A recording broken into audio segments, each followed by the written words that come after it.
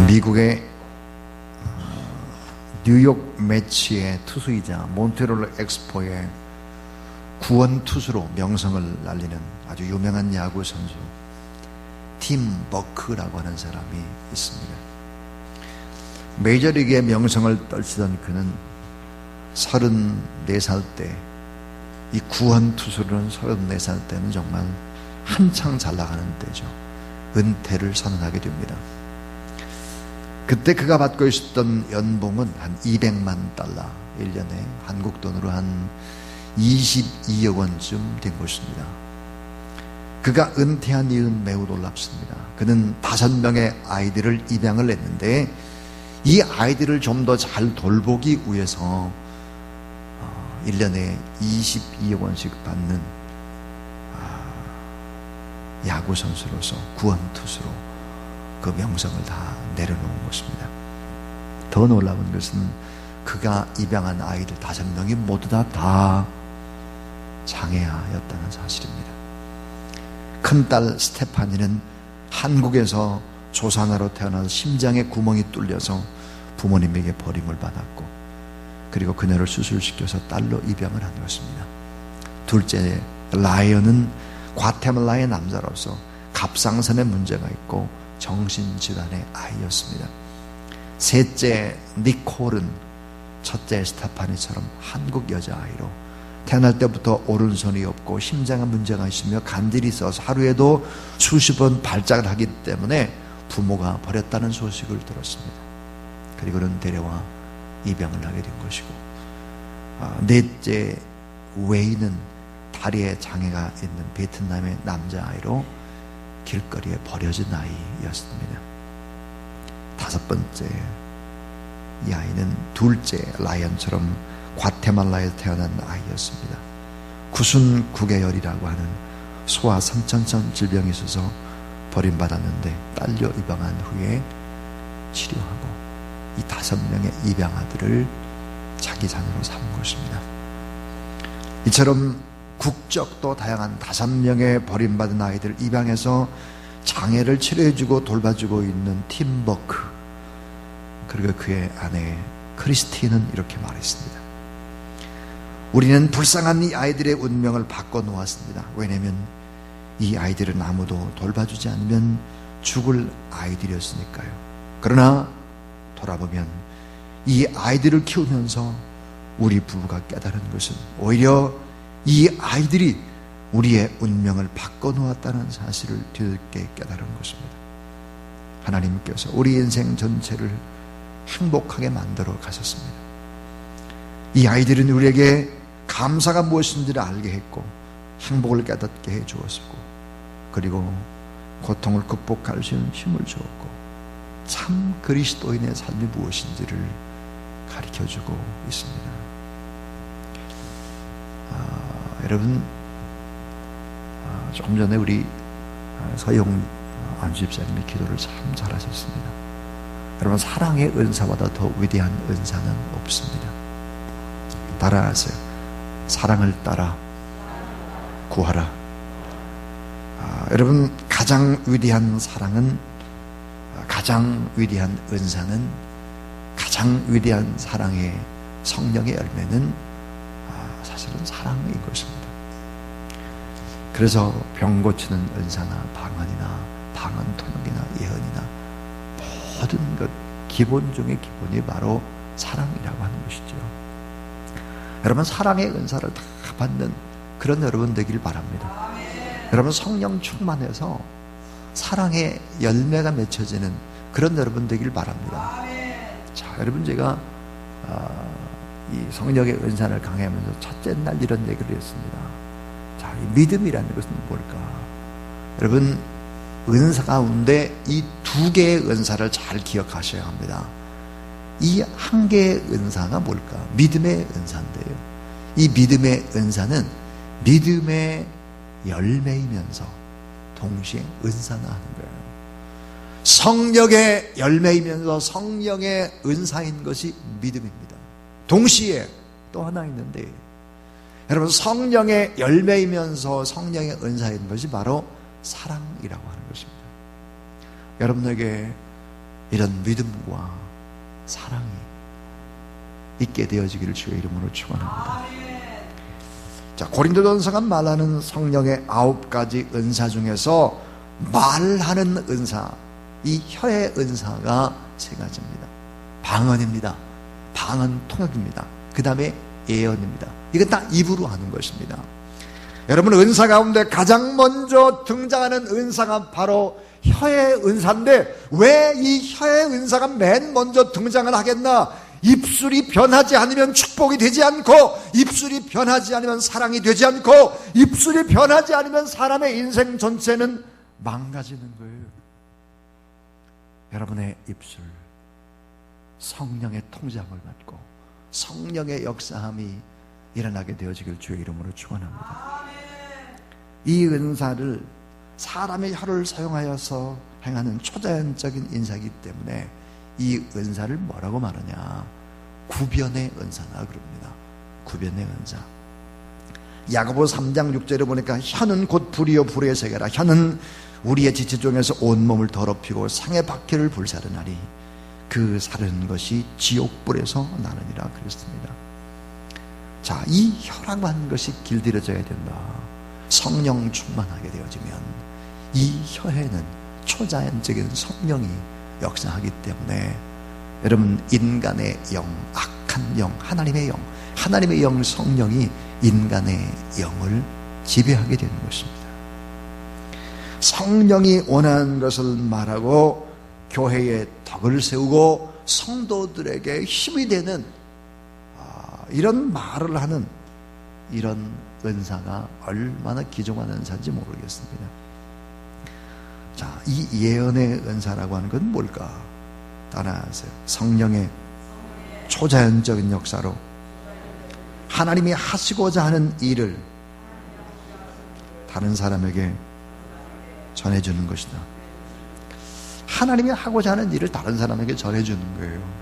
이게 바로 이제 예언의 은사입니다. 예언의 은사.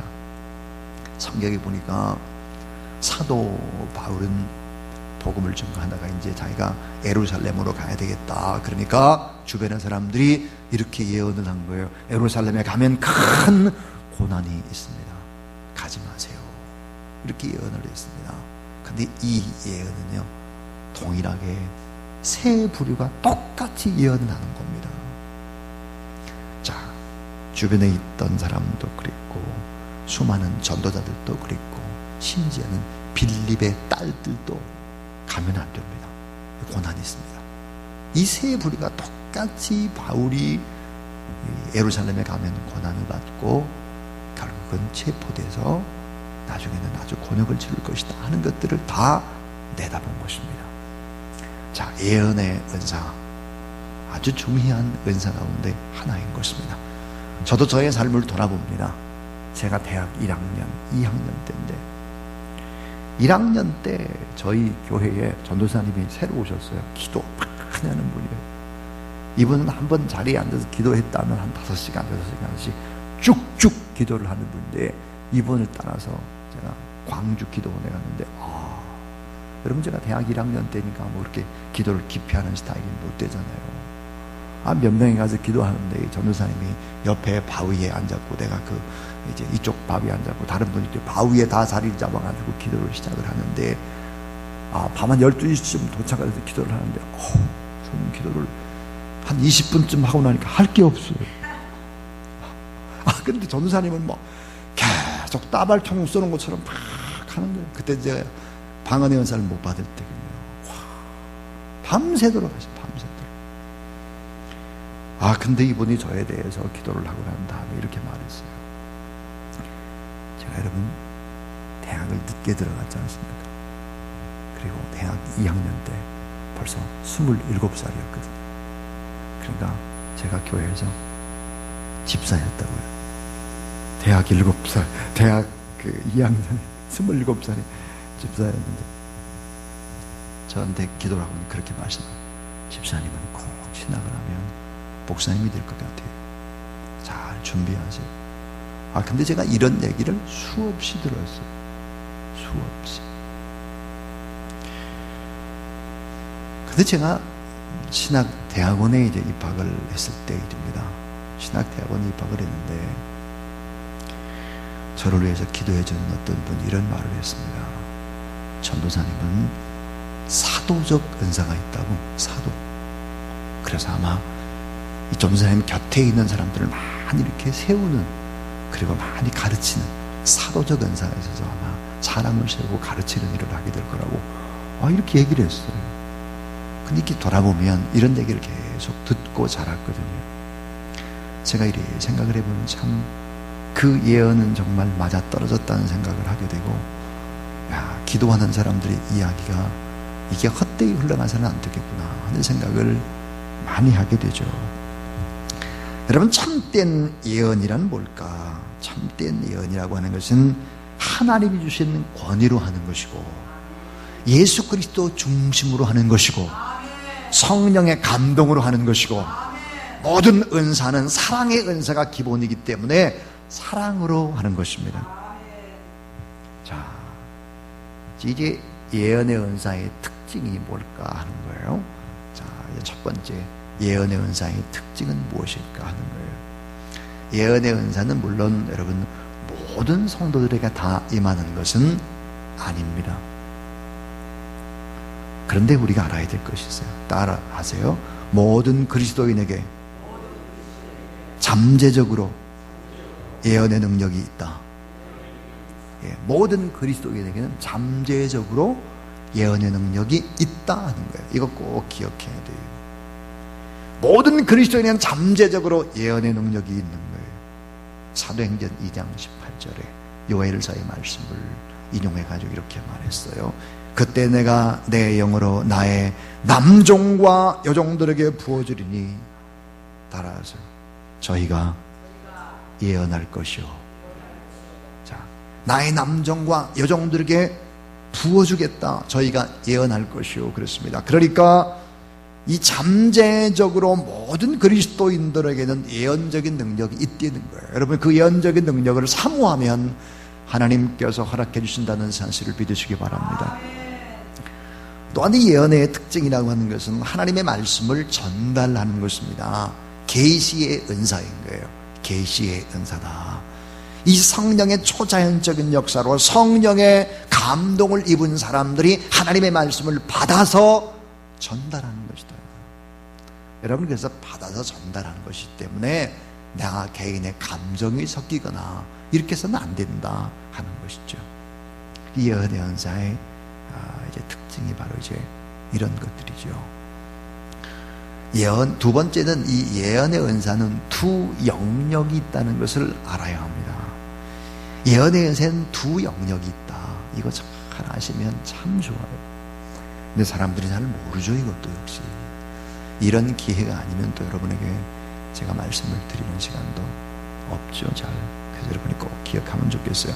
예언은 두 영역이 있습니다. 한 영역이 뭘까? 따라하세요. 말씀의 예언.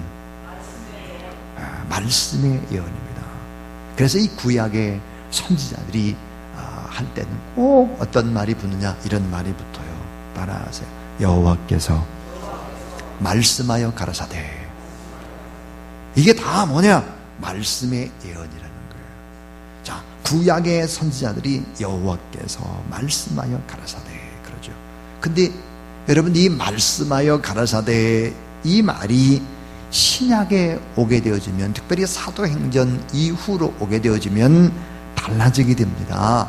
어떻게 달라질까요? 따라하세요. 성령께서 말씀하시되, 성령께서 감동하여 말씀하시되, 이렇게 성령께서 말씀하신다는 거예요. 성령께서 감동을 준다는 거예요. 이렇게 말해야 하는 것입니다. 여러분, 이런 사람 참 조심해야 돼요. 주님이 이렇게 말씀하셨어요. 웃기는 소리 하고 있네. 그건 아주 생 기초가 안 된 사람이에요. 생 기초가. 며칠 전에 제가 어떤 분을 만났어요. 공원에서 이렇게 우리 김한영 목사님 이렇게 걷고 있는데 어떤 분을 만났어요. 근데 그분이 그래요. 아, 주님이 이렇게 말씀하셨어요. 속으로 제가 그랬어요. 웃기고 있네. 성경의 생 기본도 모르는 게 무슨 주님이 말씀하셔. 성령이 감동으로 이렇게 말씀하셨습니다. 깨닫게 하셨습니다. 이렇게 말해야 돼요. 이렇게. 여러분, 성령 하나님이 여러분 깨닫게 하시고 성령 하나님이 말씀하실 수 있다 믿으시기 바랍니다. 여러분, 구약 전체는 선지자들의 예언인데 이 예언의 목적은 듣는 사람들에게 어때요? 하나님의 말씀을 순종하도록 하는 거예요. 그리고 어때요? 말씀을 잘 깨닫고 회개를 촉구하는 것입니다. 회개. 자, 그래서 이 선지자들의 예언, 선지자, 이게 대언이죠. 대언. 또 여러분, 사도들의 예언, 이게 대언이에요. 말씀을, 이 강론을 통한 이런 예언, 이게 대언이다 그러죠. 그래서 베드로후서 1장 21절을 보니까 예언은 언제든지 사람의 뜻으로 난 것이 아니요, 따라하죠, 오직 성령의 감동을 입은 사람들이 하나님께 받아 말한 것이니라. 중요한 단어예요. 성령의 감동을 입은 사람들이 하나님께서 주신 것을 받아서 말한 것이다. 이게 선지자들의 예언이 바로 대언이고, 사도들의 여러분 예언도 대언이죠. 사도행전 2장 42절에 보니까 저희가 사도의 가르침을 받아 그랬고, 말씀을 강론할 때 데살로니가서 2장 13절에 하나님의 말씀을 받을 때 사랑의 말로, 사람의 말로 아니하고 자, 하나님의 말씀으로 받음이니 진실로 그러하도다 그랬습니다. 이게 보니까 선지자의 예언이나 사도의 예언이나 말씀의 강론이나 이게 다 말씀의 예언이 있다는 거예요. 그 다음에 또 하나의 예언이 있는데 그것은 바로 따라서 사건의 예언. 사건의 예언입니다. 앞으로 어떤 일이 일어날 것이다 하는 이 사건의 예언인 것이죠. 이 사건의 예언이라고 하는 것은 성령으로 예언하는 앞으로 이런 일이 일어날 것 같다. 앞으로 그런 얘기예요. 여러분, 구약시대에 다니엘이 미래의 사건을 다니엘서에서 말하는 것은 아주 좋은 예가 됩니다. 다니엘서 2장 32절에 보니까 그 우상의 머리는 순금이요, 가슴과 두 팔은 은이요, 배와 넓적다리는 노시요, 그 종아리는 쇠요, 그 발은 얼마는 쇠요, 얼마는 진흙이었나이다 그랬습니다. 이 우상인데 순금, 머리는 순금이다. 가슴과 두 팔은 은이다. 배와 넓적다리는 노시다. 그 종아리는 쇠다. 그 발은 얼마는 쇠요, 얼마는 진흙이었다. 이게 뭘까? 이건 앞으로 시대가 어떻게 바뀔 것이다 하는 것들을 이 다니엘이 바라본 것이죠. 이걸 이제 이렇게 해석을 합니다. 자, 순금의 시대, 이건 바벨론의 시대다. 은이라고 하는 것, 이 은이라고 하는 것은 바로 페르시아의 시대일 것이다.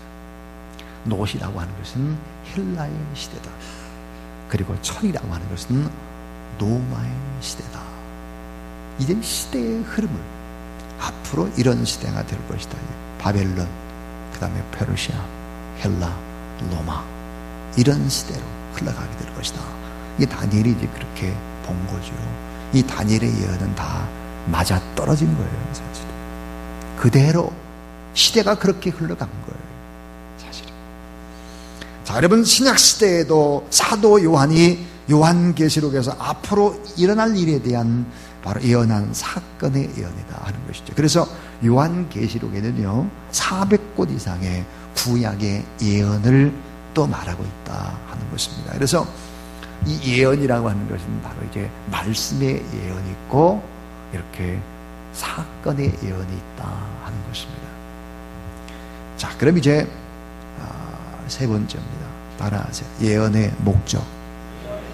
자, 예언의 목적은 뭘까 하는 거예요, 여러분.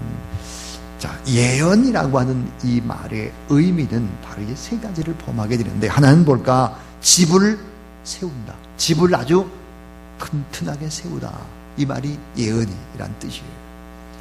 자, 이게 왜 예언이 필요하냐? 저 사람 지금 저렇게 가면 안 되는데 하나님 이렇게 번면하는 거죠. 앞으로 이런 일이 있을 것이다. 잘 대비하라 이 말이에요. 집을 세운다. 또 이 예언의 그 의미는 뭘까? 따라하세요. 도움을 주려고 불렀다. 도움을 주려고 불렀다는 거예요.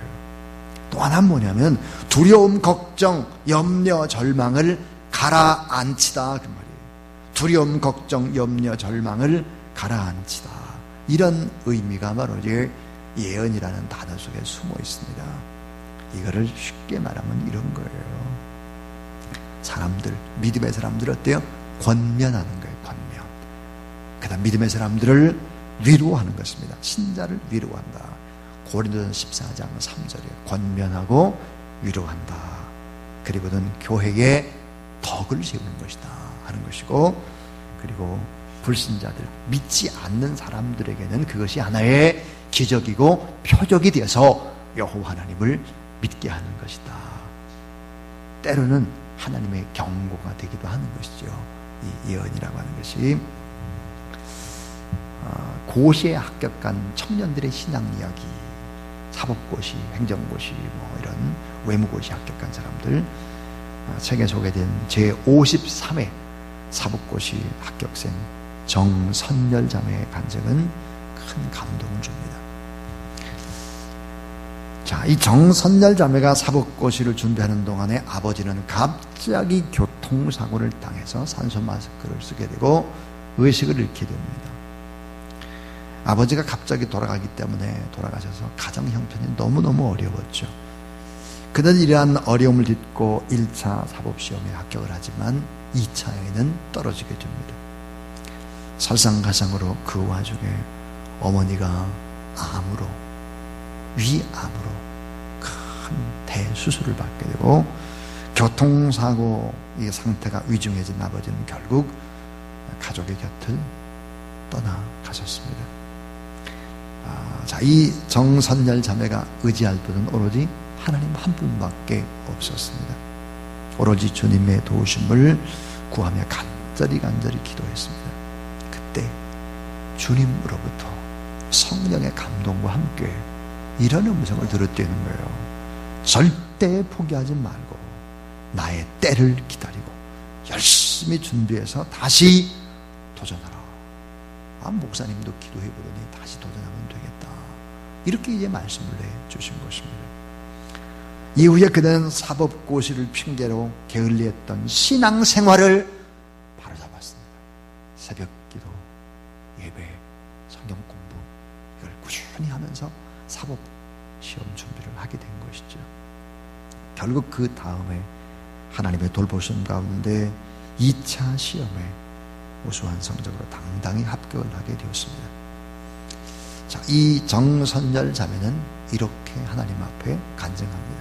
시험 당일날 연습 때와 달리 모든 문제를 시간 내에 다 쓸 수가 있었습니다. 정말 주님이 나를 도우셨구나 하는 확신이 들었습니다. 저는 경험을 통해서 하나님이 생각하시는 때와 제가 바라는 때가 다르고 하나님의 방법과 제가 원하는 방법이 다르다는 사실을 인정하게 되었습니다. 고난을 통해서 하나님은 인내를 배우게 하셨고 교만한 저를 회개시켰으며 이기적인 재물의 욕심도 버리게 하셨습니다. 고난은 겸손한 판사로 거듭날 수 있도록 저를 성숙시키는 도구였습니다. 그때 주셨던 하나님의 음성, 그 음성을 잊을 수는 없습니다.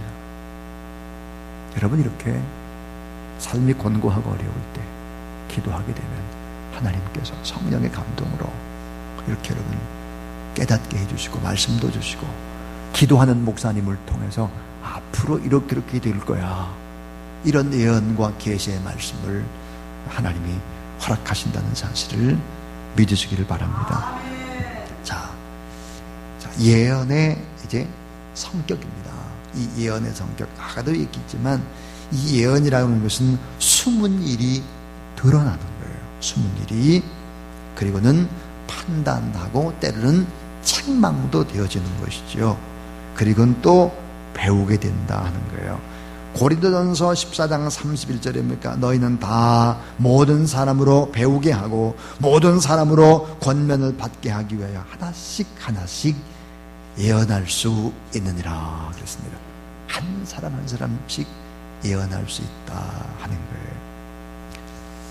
여러분이 기도를 많이 하는 분들한테 예언을 혹시 받아본 적이 있습니까? 기도를 많이 하는 이런 분들한테 저는 한번 기도를 참 많이 하는 콜로라도 스프링스 그곳에 있는 미국인 분인데 참 예언을 이렇게 하는 것이 참 너무너무 아름다웠습니다. 예언하는 분들이 한 15명 정도 이렇게 원을 만들어서 이제 이렇게 손을 붙잡고 기도를 해요. 그래서 제가 이제 가운데 있어요. 그럼 한 분이 예언을 해요. 이렇게 한 분이 통역을 해요. 그 다음에 또 예언을 해요. 이렇게 쭉 15분이 다 예언을 하는 거예요. 그 공통적인 게 바로 이제 저에 대한 예언이 되는 거예요. 예언은요 1대1로 받는 것이 바람직스럽지 않아요. 미국 같은 데 정말 기도를 많이 하는 곳에는 한 그룹이 돼서 한 사람을 놓고 이렇게 예언하는 것을 볼 수 있었습니다. 그 예언을 받고 나니까 기분이 얼마나 좋은지 모르겠어요. 날아갈 것 같아요. 우리처럼 막 기도원에 가가지고 밀실에서 예언 받아가 두려워 발발발 떨고 막 쪽지 깨라고 막 그런 얘기 하지 않더라고요. 보니까 여러분 예언 받으러 어디 어수룩한 데 이런 데 가지 말고요 5층 목양실로 오시기 바랍니다. 그럼 제가 저 혼자 예언하지 않고 목회자들과 함께 기도해 드리겠습니다. 자, 예언은요 조심해야 되는 거예요. 왜 조심해야 되느냐? 은사로 나타나는 예언은 하나님의 말씀 즉 성경과 동일한 권위를 가질 수는 없습니다. 동일한 권위를 가질 수가 없는 거예요. 예언은 다른 사람의 분변을 받아야 한다. 그래서 고린도전서 14장 29절에 보니까 예언하는 자는 둘이나 셋이나 말하고 다른 이들은 분변할 것이다. 이렇게 얘기를 하고 있죠. 그러니까 자기 고집이나 자기 주장이나 자기 감정에 섞여 있는 이런 얘기가 돼서는 안 되고 인위적인 해석을 해서도 안 된다 하는 것입니다. 자, 여러분 이제 사실 구변의 은사, 입으로 하는 은사이기 때문에 이 방언 통역이라고 하는 것도 사실은 있는데 이 방언 통역과 이 예언과 대단히 많이 흡사한 점이 있죠. 근데 우리가 방언 통역을 한다 그러면은 사람들이 오해를 하는 것이 있습니다. 그게 뭘까? 자, translation이라고 하는 이 번역은 한 글자 한 글자 옮겨놓는 것이 바로 이제 번역입니다. 그래서 통역은 그런 게 아니에요. 통역은 뭘까요? 중요한 의미, 대체적인 의미를 전달하는 것이 바로 통역인 것입니다. 방언 통역이라는 것은 바로 그래요. 그러니까 영어의 어떤 그 번역하다 그런 것이 아니에요. 한 글자 한 글자를 또박또박 다 여러분 번역해내는 것이 통역이 아니라는 거예요. 따라서 완전하게 잘 설명하다. 헤르멘네이아라고 하는 이 헬라어를 보면 완전하게 잘 설명을 해주는 것이 바로 이제 방언 통역이다 하는 것입니다. 자, 예언이나 방언 통역이나 이제 결론으로 어떻게 해야 될 것인가 하는 거예요. 따라서 사랑의 마음으로 구하라. 고린도서 14장 1절에 보니까 사랑을 따라 구하라. 신령한 것을 사모하되 특별히 예언을 하려고 하라 그랬습니다. 사랑을 따라 구하라. 예언을 하려고 하라 그랬습니다. 그리고 사랑의 마음으로 예언할 뿐만 아니라 또 하나는 교회에 덕을 세우기 위해서 해야 된다. 교회의 덕. 여러분 교회는 주님의 몸입니다. 교회에 해가 되는 것은 은사가 아닙니다. 그 다음에 성령의 감동을 입어서 예언을 해야 한다 하는 거예요. 따라하세요. 온유함과 겸손함으로 해야 한다. 예.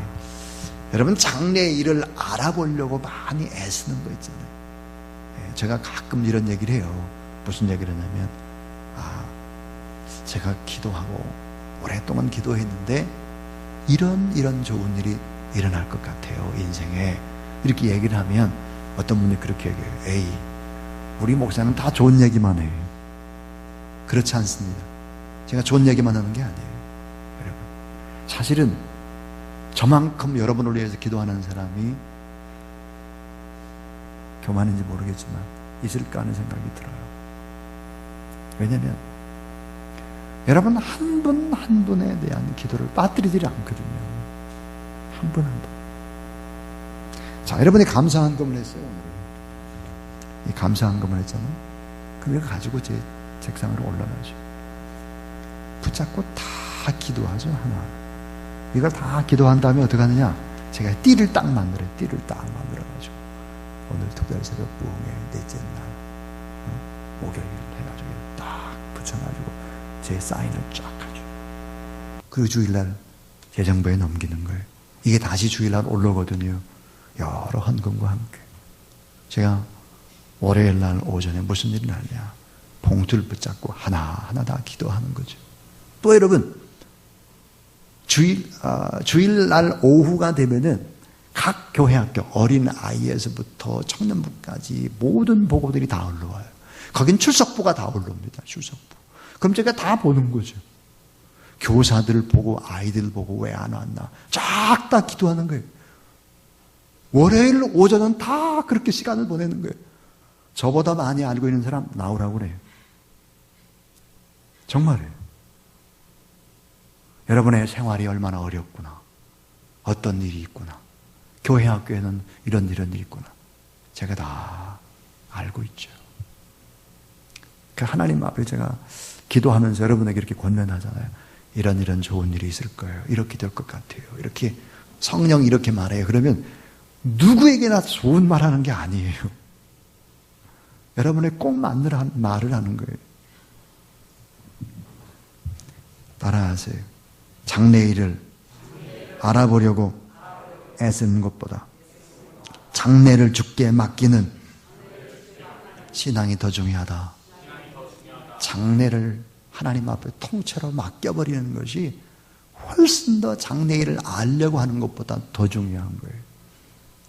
사랑하는 여러분, 하나님은 사랑의 은사를 먼저 주시기를 원하고 믿음의 은사를 주시기를 원하고 방언 통역과 또 방언과 예언의 은사도 주시기를 원하십니다.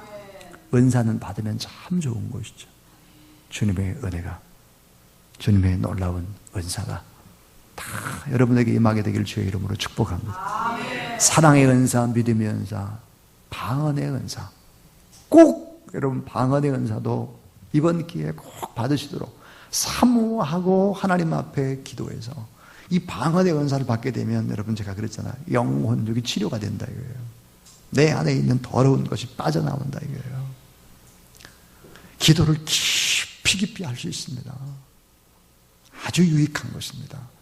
그래서 여러분 성령 오순절 성령 강림 사건 이후에 맨 먼저 나타나는 은사가 바로 이 방언의 은사거든요. 왜 맨 먼저겠습니까? 중요하니까 그래요. 왜 입술의 은사가 중요하니까 하나님이 그렇게 강조한 거예요. 꼭 여러분 주님의 은사가 여러분에게 임하게 되어지기를 주의 이름으로 축원합니다.